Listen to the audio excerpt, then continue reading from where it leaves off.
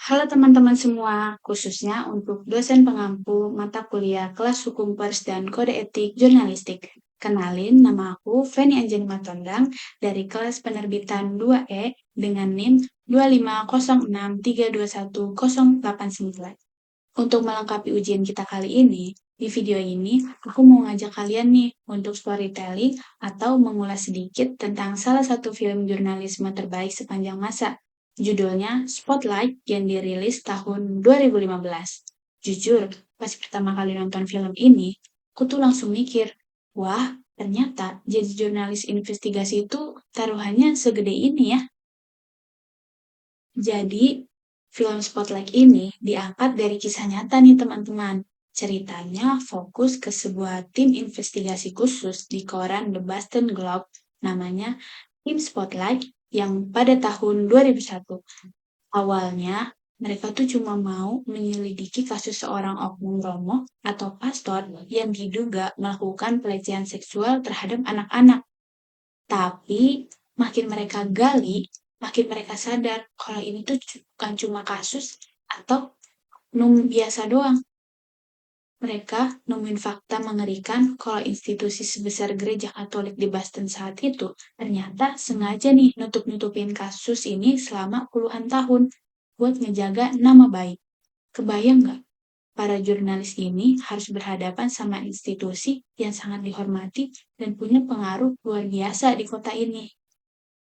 Nah, dari sekian banyak adegan, ada satu scene yang menurut aku paling ngena dan bikin merinding. Itu pas reporter Michael Regendes yang diperanin sama Mark Ruffalo berantem nih, adu argumen sama editornya Robbie Robinson yang diperanin sama Michael Keaton. Si Michael ini tuh udah emosi banget. Dia tuh pengen banget berita ini tuh langsung terbit karena kasihan juga nih sama anak-anak yang bisa jadi korban berikutnya. Tapi si editornya ini nahan. Editornya bilang, kalau kita cuma rilis berita tentang oknumnya sekarang, mereka cuma bakal mindahin oknum itu dan sistemnya bakal tetap jalan. Kita harus tangkap sistemnya, bukan cuma orangnya doang. Situ aku belajar banget kalau jurnalisme investigasi itu butuh kepala dingin dan kesabaran yang luar biasa. Nah, sekarang mari kita bedah dari kacamata mata kuliah kita, yaitu hukum pers dan kode etik jurnalistik. Di film ini, kita bisa melihat penerapan kode etik yang luar biasa disiplin. Pertama, soal akurasi dan check and recheck. Pasal 1 dan 3 KEJ. Tim Spotlight nggak asal sebar rumor. Mereka benar-benar ngecek dokumen pengadilan, nyari bukti fisik, wawancara korban satu persatu, sampai datanya valid 100%.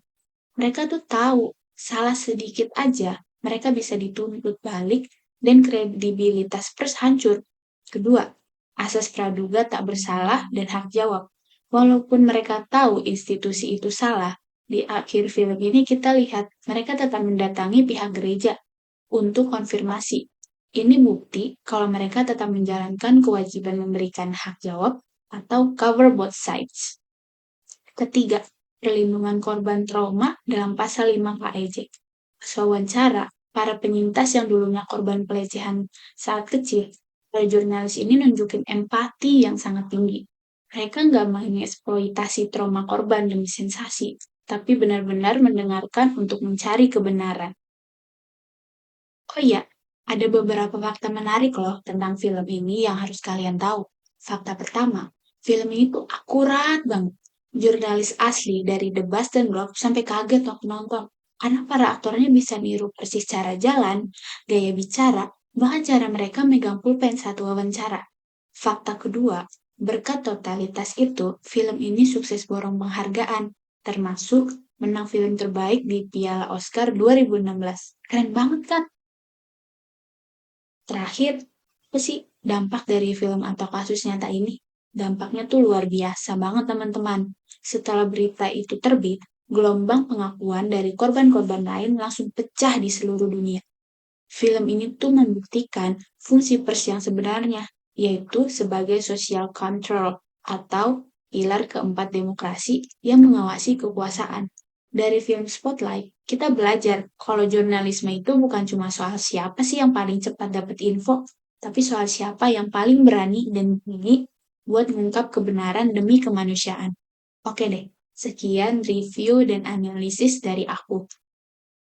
Terakhir, terima kasih sudah menonton dan mohon maaf kalau ada salah kata. See you, sampai jumpa. Dadah.